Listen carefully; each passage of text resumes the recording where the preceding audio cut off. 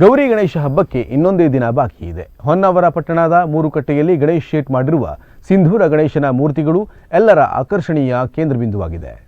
ವಿಘ್ನ ವಿನಾಶಕ ಮೋದಕ ಪ್ರಿಯ ಗಣೇಶನ ಹಬ್ಬಕ್ಕೆ ಇನ್ನೊಂದು ದಿನ ಬಾಕಿ ಇದೆ. ಆಗಲೇ ಹೊನ್ನಾವರ ಪಟ್ಟಣದ ವಿವಿಧ ಕಡೆ ಬಣ್ಣ ಬಣ್ಣದ ಗಣಪನ ವಿಗ್ರಹಗಳನ್ನು ಮಾರಾಟಕ್ಕಿಡಲಾಗಿದೆ. ಆದರೆ ಪಟ್ಟಣದ ಮೂರುಕಟ್ಟೆಯಲ್ಲಿ ಗಣೇಶ್ ಶೇಟ್ ಅವರ ಮನೆಯಲ್ಲಿರುವ ಬಣ್ಣ ಬಣ್ಣದ ಗಣಪನ ಮೂರ್ತಿಗಳು ಎಲ್ಲರ ಮನಸೂರೆಗೊಳಿಸುತ್ತಿವೆ.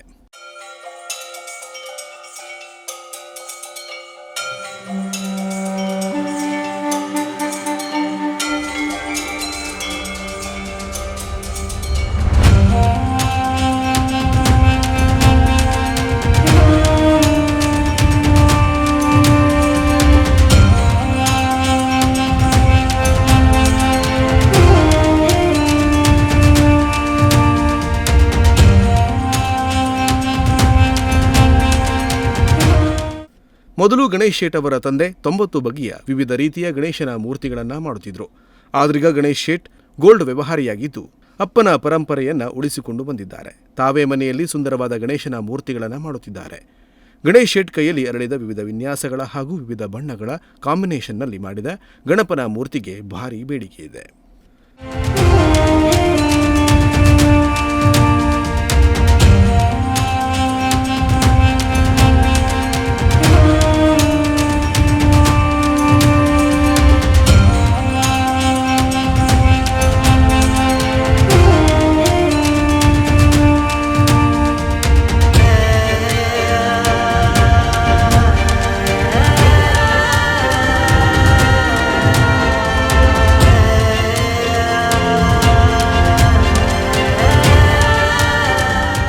ಇನ್ನು ಗಣೇಶ್ ಶೇಟ್ ತಮಗೆ ಆರ್ಡರ್ ಕೊಟ್ಟವರಿಗಷ್ಟೇ ಗಣೇಶನ ಮೂರ್ತಿಗಳನ್ನು ಮಾಡುತ್ತಾರೆ.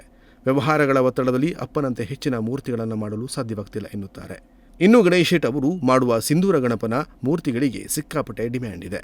ನಾವು ಈಗ 40ಕ್ಕೂ ಹೆಚ್ಚು ಗಣಪತಿ ಮೂರ್ತಿಗಳನ್ನು ರೆಡಿ ಮಾಡ್ತಾ ಇದ್ದೀವಿ. ಮೊದಲು ನಮ್ಮ ತಂದೆಯವರು ಸುಮಾರು 70 ವರ್ಷಗಳಿಂದ ಗಣಪತಿಗಳನ್ನು ಮಾಡ್ತಿದ್ರು. ಅವ್ರು 90ಕ್ಕೂ ಹೆಚ್ಚು ಗಣಪತಿಗಳನ್ನು ಮಾಡ್ತಾಯಿದ್ರು. ಅವ್ರ ನಂತರ ಈಗ ನನ್ನ ಅಣ್ಣ ಗಣೇಶ್ ಶೇಟ್ ಅವರು ಸುಮಾರು 40ಕ್ಕೂ ಹೆಚ್ಚು ಗಣಪತಿಗಳನ್ನು ರೆಡಿ ಮಾಡ್ತಾ ಇದ್ದಾರೆ. ನಾವು ಜೇಡಿ ಮಣ್ಣನ್ನು ಬಳಸ್ಕೊಂಡು ವಾಟರ್ ಪೇಂಟ್ನ ಬಳಸ್ಕೊಂಡು ಗಣಪತಿಗಳನ್ನು ರೆಡಿ ಮಾಡ್ತೀವಿ. ಜನರ ಬೇಡಿಕೆ ಇರೋದ್ರಿಂದ ತುಂಬ ಕ್ಲೋಸ್ ಇರೋ ಜನರುಗಳ ಗಣಪತಿಗಳನ್ನು ಮಾಡ್ತಾಯಿದ್ದೀವಿ. ಅಣ್ಣಂದು ಗೋಲ್ಡ್ ಬಿಸ್ನೆಸ್ ಆಗಿರೋದ್ರಿಂದ ಇದಕ್ಕೆ ತುಂಬ ಟೈಮ್ ಸ್ಪೆಂಡ್ ಮಾಡೋಕ್ಕಾಗಲ್ಲ. ಹಾಗಾಗಿ ಗಣಪತಿಗಳನ್ನು ಕಡಿಮೆ ಮಾಡ್ತಾನೆ ಬಂದಿದ್ದೀವಿ. ಹಾಗೆ ನಮ್ಮದು ಸಿಂಧೂರ ಗಣಪತಿಗಳು ತುಂಬಾ ಫೇಮಸ್. ಜನರು ಇಷ್ಟಪಡ್ತಾರೆ ಅದನ್ನು. ಮತ್ತು ತುಂಬ ಡಿಫ್ರೆಂಟ್ ಆಗಿದೆ.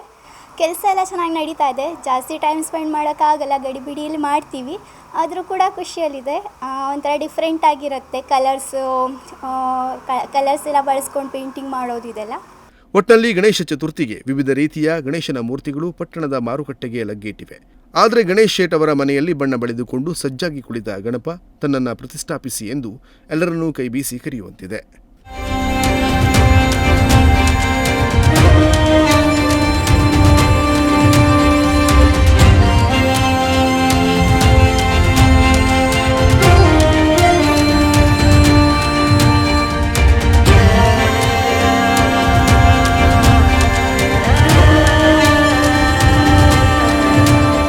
ವೀರೇಶ್ ಜೊತೆ ಕ್ಯಾಮರಾಮನ್ ವಿಶ್ವ, ನುಡಿಸಿರಿ ನ್ಯೂಸ್ ಹೊನ್ನಾವರ.